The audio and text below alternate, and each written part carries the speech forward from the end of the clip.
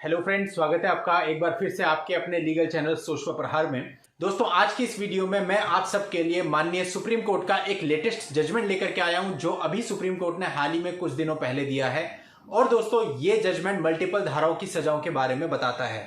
For example, जैसे आप देखते हो कि आपकी एफआईआर में 498A भी लगी होती है, 323 भी लगी होती है, 504 और 506 भी लगी होती है। तो ऐसे में कई बार कोर्ट से गलती भी हो जाती है। ऐसा ही कुछ ये मामला था, और जो आप सभी के लिए बहुत ही इंपॉर्टेंट हो सकता है, क्योंकि आप सभी को इसी एफआईआर के बेस पे आगे मुकदमा लड़ना है। तो आज मैं आपको सारी बारीकियां जजमेंट की बताऊंगा और साथ ही सुप्रीम कोर्ट की रूलिंग भी आप लोगों के सामने रखूंगा।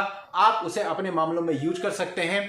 बहुत ही इंपॉर्टेंट वीडियो दोस्तों ये होगा, आपको स्किप बिल्कुल नहीं करना है, पूरे वीडियो को ध्यान से देखना है, चीजों को समझना है। और यदि अभी तक भी चैनल को सब्सक्राइब नहीं किया है तो चैनल को सब्सक्राइब करके नोटिफिकेशन बेल पर जरूर क्लिक कर लें, ताकि फ्यूचर में जब भी मैं इस तरह की कोई वीडियो आप लोगों के लिए लेकर के आऊं, उसकी जानकारी आप सबको तुरंत मिले। दोस्तों, वीडियो शुरू करने से पहले मैं आप सबसे एक इंपॉर्टेंट बात कहना चाहूंगा। दोस्तों देखिए, हम इस चैनल पर बात करते हैं न्याय की, राइट्स की, चाहे वो महिला हो चाहे पुरुष हो। हाँ, ये बात बिल्कुल सही है कि बहुत सारी महिलाएं आज के समय पे झूठे मुकदमे दर्ज कर रही हैं और हमें उनके खिलाफ लड़ना भी है। उसी के लिए मैं डेली आपके लिए तरह तरह के वीडियो लेकर आता भी हूं।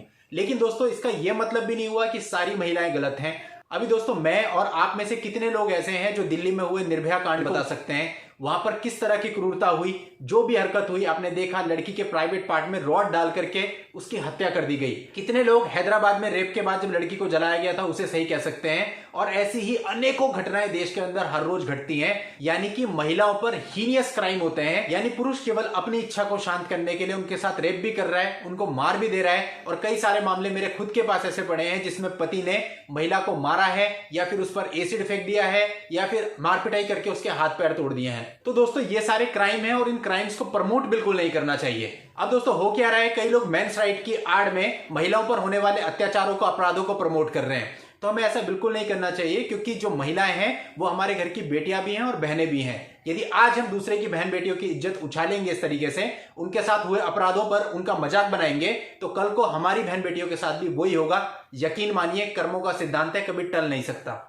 इसलिए हमको सोचना है कि हम दूसरे के लिए क्या सोच रखते हैं। इसलिए दोस्तों, हमको सोचना है कि हमें ठीक है मेंस राइट के लिए लड़ना है, लेकिन साथ ही ऐसी महिलाओं का मजाक बिल्कुल नहीं उड़ाना है जिन पर वास्तव में अत्याचार हुए हों, जो वास्तव में दुखी हों। और ना ही उनके साथ हुए अन्याय या फिर किसी भी अपराध का प्रमोशन करना है किसी भी तरह से। दोस्तों, हम सब सारी कानूनी लड़ाइयां लड़ते हैं, लेकिन इसके साथ साथ हम लोग इंसान भी हैं, तो अपने इंसान होने का परिचय भी हमको देना है। हमें केवल उसके खिलाफ लड़ना है जिस औरत ने हमारे साथ गलत किया। ऐसा तो बिल्कुल नहीं है कि पूरी दुनिया की सारी महिलाएं गलत हो गई। हमारी जो माता है वो भी तो महिलाएं हैं, हमारी जो बहनें हैं वो भी महिलाएं हैं, बेटियां भी महिलाएं हैं, और बहुत सारी महिलाएं आप लोगों के भी संपर्क में होंगी जिन्होंने आपका दुख सुख में साथ दिया है। तो इसलिए पूरी महिला कौम पर उंगली उठा देना केवल आपकी संकीर्ण और तुच्छ मानसिकता का परिचय है और कुछ भी नहीं। चलिए दोस्तों, अब मैं आपको इस जजमेंट के बारे में बताता हूं कि यह जजमेंट क्या है।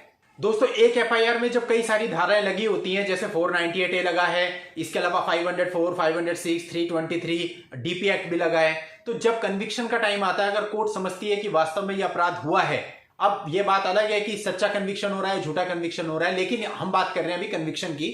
यदि कन्विक्शन हो रहा है तो कोर्ट क्या करती है, 498A की सजा सुना देती है, और दूसरी जो धाराएं होती है 323 की सजा सुना देती है, या डीपी एक्ट में सजा सुना देती है। ऐसे मैंने पहले भी कई वीडियो डाले हैं। फॉर एग्जाम्पल, 498A में किसी को 5 साल की सजा सुना दी गई और डीपी एक्ट में किसी को 2 साल की सजा सुनाई गई। अब बात यह है कि वो टोटल 7 साल की सजा भुगतेगा, या फिर वो 5 साल की सजा और वो 2 साल की सजा एक साथ चलेगी। अगर एक साथ चलेगी तो 2 साल में वो वाली सजा खत्म हो गई और 5 साल के बाद वो बाहर आ जाएगा। लेकिन यदि सजाएं एक के बाद एक चलेंगी तो ऐसे में वो व्यक्ति 7 साल के बाद बाहर आएगा। तो दोस्तों, ये तो बहुत बड़ी चीज हो गई ना। अब अगर कोर्ट ने अपने आदेश में ये मेंशन ही नहीं करा कि सजाएं कैसी चलेंगी, तो वो बेचारा तो फंस गया। यानी कि उसे 5 साल में बाहर आ जाना चाहिए था, अब वो 7 साल में बाहर आएगा, क्योंकि जब आदेश में कुछ मेंशन ही नहीं है तो उसको फॉलो कैसे किया जाएगा। अब दोस्तों, ऐसे ही एक मामला था 363, 366 और 376 आईपीसी का। इस मामले में जो अभियुक्त थे उनको अलग अलग अपराधों में कई सारी सजाएं ट्रायल कोर्ट के द्वारा सुना दी गई।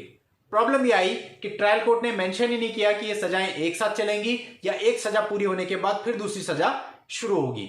अब ऐसे में बड़ी प्रॉब्लम हो गई। अब दोस्तों, वो लोग हाई कोर्ट में भी गए, हाई कोर्ट ने फैसले में संशोधन भी किया, लेकिन हाई कोर्ट ने भी इस फैक्टर पर कोई ध्यान नहीं दिया। तो उस समय तो पता नहीं चला, लेकिन जब उन्हें सजा काटते काटते 10 साल हो गए, अब बात यह आई कि 10 साल तो इनके एक सजा कंप्लीट हो चुकी है। अब अगर दोनों सजाएं साथ साथ या तीनों सजाएं साथ साथ चल रही थी फिर तो उन्हें छोड़ दिया जाना चाहिए, और अगर एक के बाद एक को शुरू किया जाए तो इस तरह से सजा टोटल 22 साल की बनती है। तो दोस्तों इस तरह से कई बार न्यायालयों की छोटी छोटी गलतियों की वजह से जो सामने वाला बंदा होता है उसकी पूरी लाइफ खराब हो जाती है, उसको बहुत कुछ सफर करना पड़ता है, जैसे कि विष्णु तिवारी जी का मामला आप सब लोगों के सामने है। अब दोस्तों जो जेल अधीक्षक थे इसमें जिला जेल मेरठ के, उन्होंने प्रमाण पत्र जारी किया कि ये 10 साल 1 महीने की सजा ऑलरेडी भुगत चुके हैं। अब कुछ मेंशन ही नहीं है आगे, तो हम क्या करें, अभी फिलहाल ये 10 साल 1 महीने के बाद जो सजा है वो टोटल 22 साल की है, उसको भुगत रहे हैं। हालांकि आदेश में कहीं यह मेंशन नहीं है कि सजाएं कैसे चलेंगी। अब दोस्तों सुप्रीम कोर्ट ने इस पे संज्ञान लिया कि तो बहुत ही सीरियस मामला है, इसमें तो किसी की भी लाइफ खराब हो सकती है। तो इसलिए दोस्तों सुप्रीम कोर्ट ने इस पूरे मामले का संज्ञान लेते हुए कोर्ट्स के लिए अनिवार्य किया, यदि वो अलग अलग धाराओं में अलग अलग सजा सुना रही हैं तो कोर्ट को ये मेंशन करना होगा कि ये जो सजाएं हैं ये एक साथ चलेंगी या एक सजा के खत्म होने के बाद दूसरी सजा शुरू होगी। बिना मेंशन किए इस प्रकार के आदेश नहीं किए जा सकते।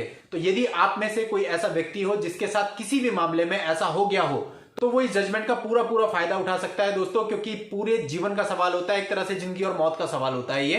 तो ऐसे में इस जजमेंट को आप लोग डाउनलोड करके रख लीजिए, क्योंकि आप में से बहुत सारे लोगों के मामले चल रहे हैं अलग अलग धाराओं में, और यदि अनफॉर्चुनेटली किसी के साथ ऐसा होता है तो इस जजमेंट का यूज करते हुए आप लोग हाई कोर्ट में जा सकते हैं यदि ट्रायल कोर्ट ने ऐसा कर दिया है तो।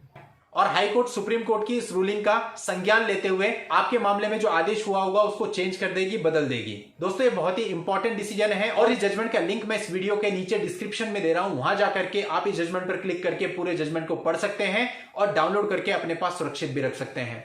और यदि आपकी कोई पर्सनल समस्या है और आप मुझसे बात करना चाहते हैं तो उसके लिए इस वीडियो के नीचे डिस्क्रिप्शन में मेरा व्हाट्सएप नंबर दिया हुआ है, उस व्हाट्सएप नंबर पर व्हाट्सएप मैसेज करके आप अपनी अपॉइंटमेंट बुक करके मुझसे बात भी कर सकते हैं और मिल भी सकते हैं। नेक्स्ट वीडियो में नई लीगल जानकारी के साथ मैं आपसे फिर मिलता हूं, तब तक के लिए goodbye and thank you for watching, take care.